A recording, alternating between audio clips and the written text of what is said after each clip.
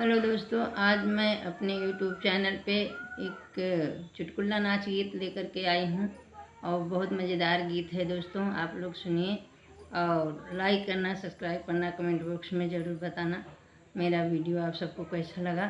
और ज़्यादा से ज़्यादा दोस्तों शेयर करना, आगे बढ़ाना। सूरजन में दुई तारा सुना हो गइया, सूरजन में दुई तारा सुना हो गइया। हमरे ससुर जी के चारी बेटवना, हमरे ससुर जी के चारी बेटवना। कनवा के संग ब्याही सुना हो गइया, कनवा के संग ब्याही सुना हो गइया।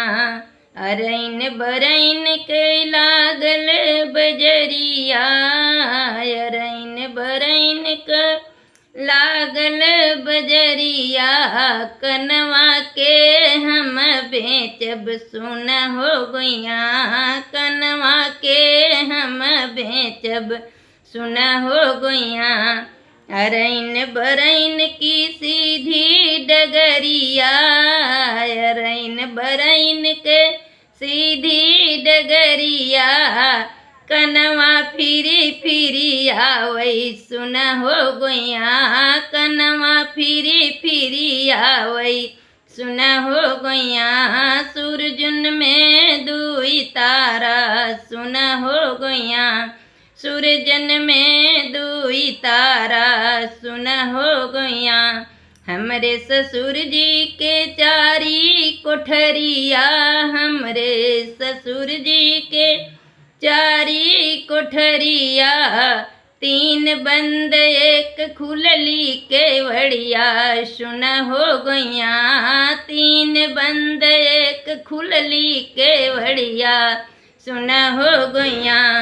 वहीं रे कोठरिया में एक कुठुलिया, वहीं रे कोठरिया में एक कुठुलिया।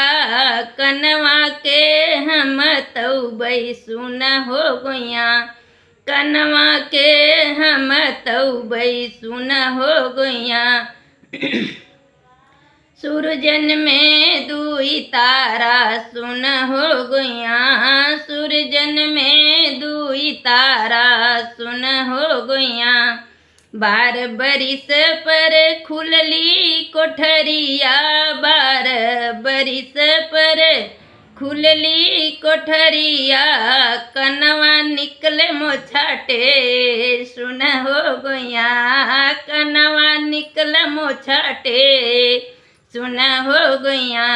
सूरजन में दुई तारा सुना हो गइया, सूरजन में दुई तारा सुना हो गइया।